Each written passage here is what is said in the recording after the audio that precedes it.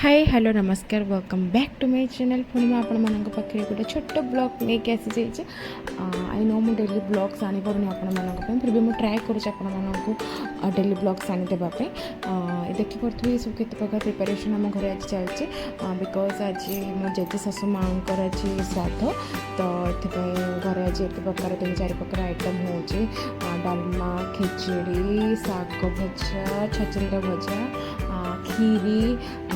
आप देखिपे ये खिचड़ीटा भी देखिए केते सुंदर देखा अलरेडी अलमोस्ट सब सर ये जह्नी काटिक रखीदे शाग भजापी छचिंद्र भी काटिक रखीदे छचिंद्र भजा हम ये खोटी देखते तेल किसी शुखला लंका देन पंचफुटण देन छचिंद्र भजा को छचिंद्र को भी आड करदे सहित किसी हलदी लुण आड करके अलमोस्ट सारीदे सारे उपर भी अलरेडी हो गला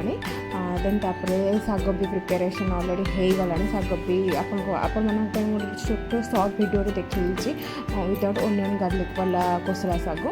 जोटा कि मतलब बहुत बढ़िया लगे नड़िया फड़िया पड़ी सब होता है तो मतलब बहुत ही बढ़िया लगे। एंड फाइनाली मो फेवरेट आइटम जोटा कि खीरी जोटा कि मतलब बहुत पसंद आईटा सब सब सजा हो गला सब हो गला जेहेतु थाड़ी